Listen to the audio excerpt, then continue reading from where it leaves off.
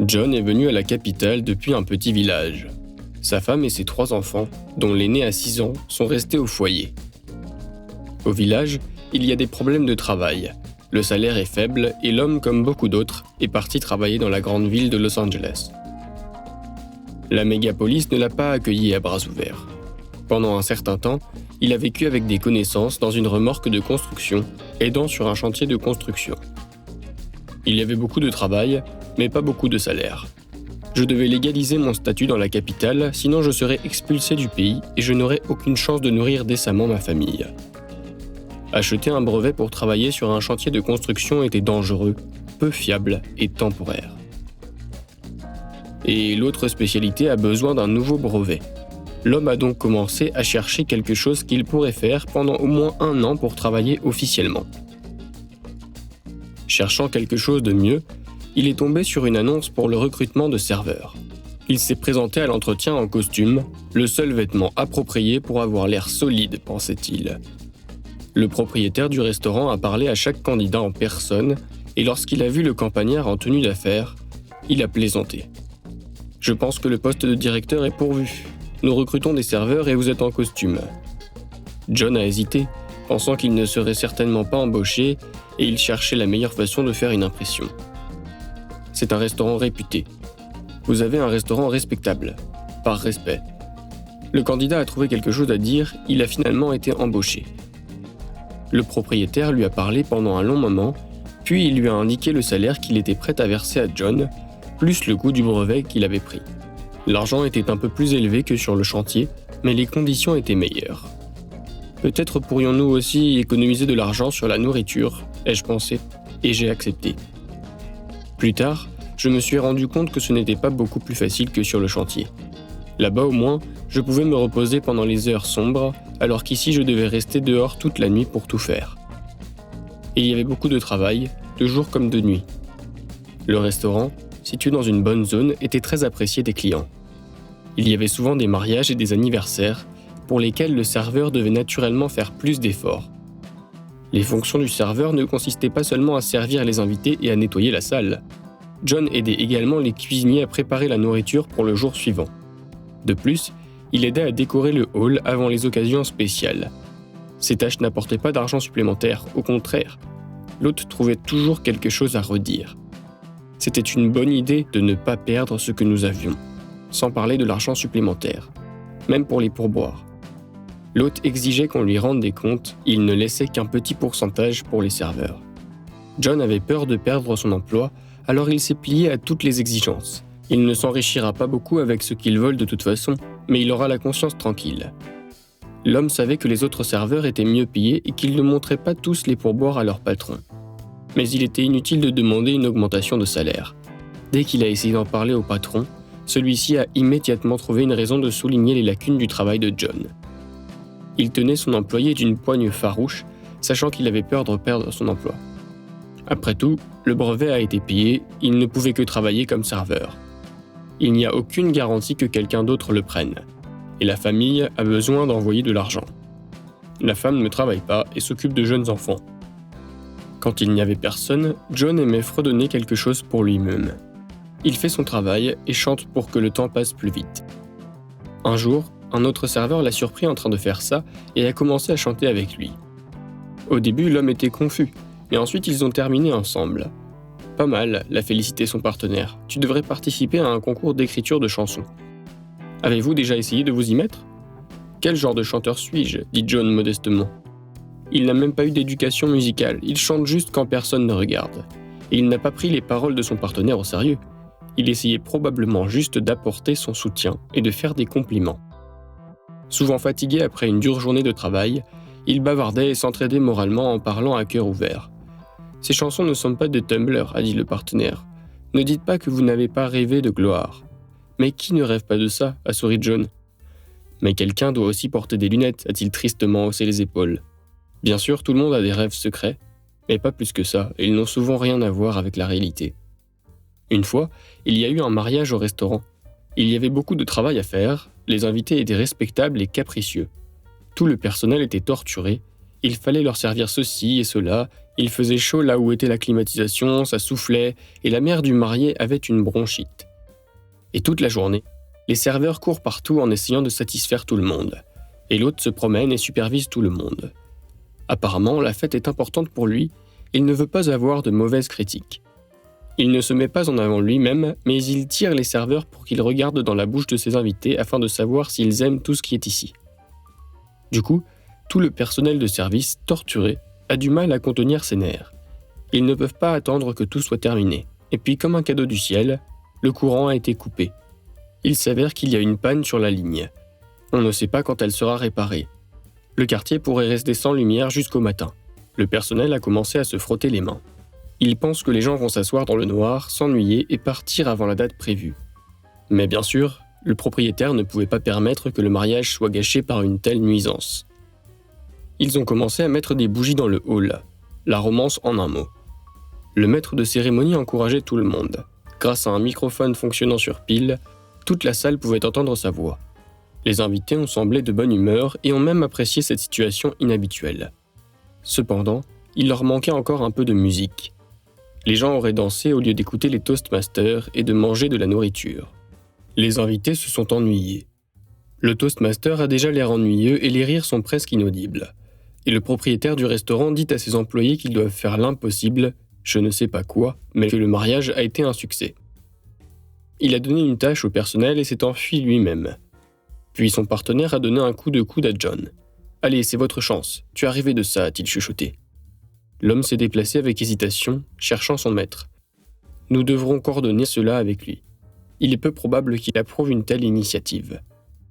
Le chef est parti, cherche un nouveau lot de bougies, lui a dit l'ami.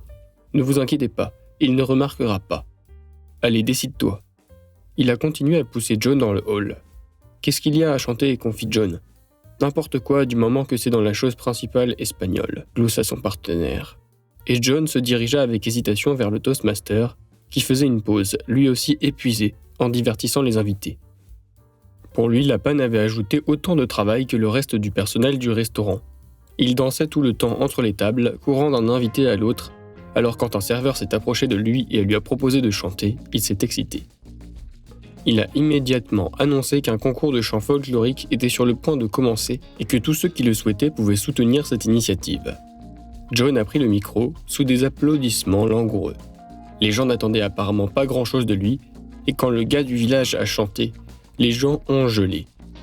La voix de velours de l'homme sonnait incroyablement bien, même sans accompagnement musical.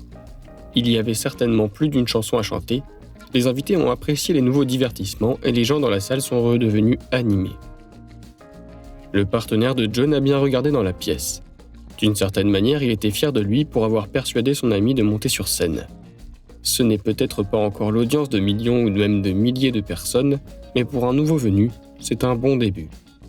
Après tout, John n'a même pas osé chanter devant sa famille. L'homme a fini par chanter plusieurs chansons.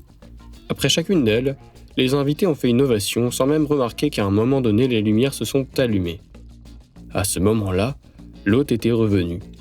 Il observe avec stupéfaction les invités qui continuent à s'asseoir à la lumière des bougies, alors que les lumières s'allument et que le personnel n'en a qu'une, complètement hors de contrôle. Surtout ce redneck avec le micro.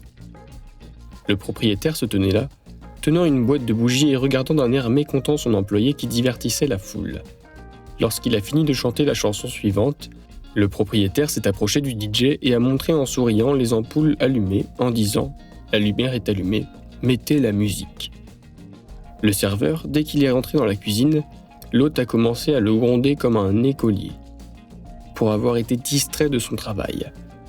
John a commencé à trouver des excuses et l'animateur, n'écoutant rien, l'a précipité. Prenez votre plateau dans vos mains et entrez dans le hall.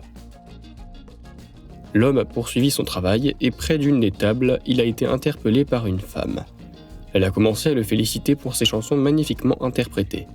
Selon elle, c'est lui qui a rendu ce mariage inoubliable. « Ma fille va bientôt se marier », a-t-elle dit. « Pourriez-vous chanter pour nous aussi ?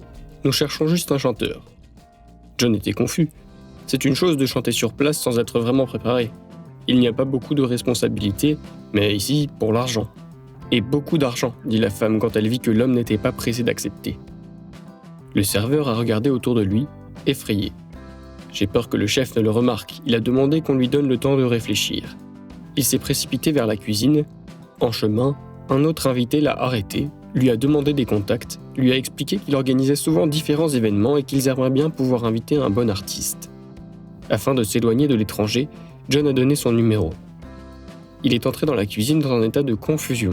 Son partenaire a demandé ce qui se passait et John a commencé à parler de l'intérêt des invités pour lui, de l'offre de la femme. « Qu'est-ce que tu es ?» Son ami n'a même pas fini d'écouter. « Dis oui sans réfléchir. » « Et le travail ? Le maître ne veut pas lâcher prise, c'est pour 3 jours, s'inquiète John. Maître, la belle affaire, a froncé les sourcils de son partenaire. Tu n'es pas sa propriété. Tu travailles le week-end, tu es payé 1 centime, ça ne lui fera pas de mal de chanter à un mariage. C'est un emploi permanent ici, a répondu John. Rien n'est permanent dans ce monde, a remarqué son partenaire. John s'est calmé et s'est approché de la femme. Il a dit qu'il était d'accord avec son offre, il a clarifié les dates. Il semblait déterminé à négocier avec son patron.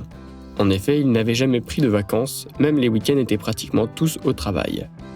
Puis d'autres invités sont venus, l'ont remercié et l'ont félicité. Les invités ont demandé des contacts.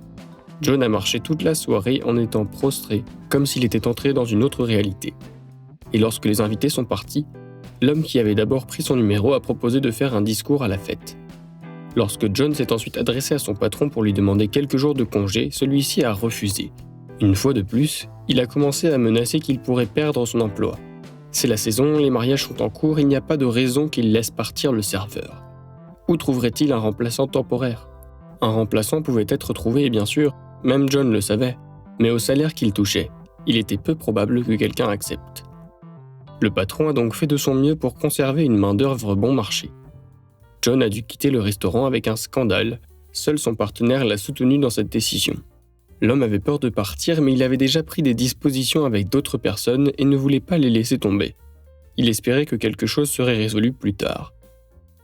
Dans ce restaurant, les travaux ont continué comme d'habitude. Le propriétaire de l'endroit a rapidement oublié le travailleur engagé. Au bout d'un moment, il a reçu une invitation à un spectacle d'un artiste qui avait gagné en popularité ces derniers temps. À la surprise du propriétaire du restaurant, John était le serveur sur la scène. Depuis qu'il avait quitté le restaurant comme le pensait le propriétaire, vers l'inconnu, il avait accompli beaucoup de choses dans la vie et était devenu un artiste assez célèbre.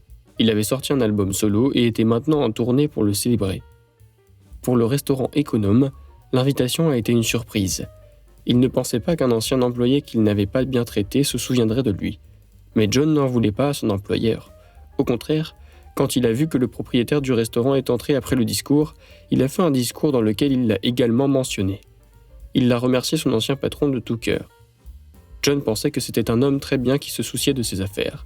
Si ce n'était pas pour cet homme, pour la merveilleuse expérience que j'ai vécue au restaurant, je ne serais jamais devenu l'homme que je suis devenu. C'est grâce à cet homme que je me trouve aujourd'hui sur cette scène. Ma vie a changé au moment même où j'ai obtenu un emploi dans ce restaurant. J'ai eu une chance et je l'ai saisie. Le propriétaire du restaurant qui écoutait John a laissé échapper une larme. Non seulement il ne lui en voulait pas, mais il le remerciait sincèrement. Seul un homme avec un grand cœur pouvait faire ça. John a continué son discours. Il a maintenant remercié sa famille pour son soutien. Les mots qu'il a adressés à sa femme n'étaient pas moins émouvants. « La famille est la seule chose qui vaille la peine de vivre », a dit John. « Aimer sa famille tant qu'elle est là, même si des kilomètres nous séparent. Ma femme m'a appris à aimer, cet amour s'étend à tout le monde, quand on voit le bien en chacun, on se rend compte que la vie est belle. Ma femme m'a soutenu en tout, s'est sacrifiée pour me remettre sur pied, m'a aimé quand je n'étais pas attirant pour la plupart. Maintenant je peux mettre mon épaule sur elle, merci ma chère, voir le bien en chacun, est probablement quelque chose que tout le monde doit apprendre. Merci à tous pour votre attention et à bientôt.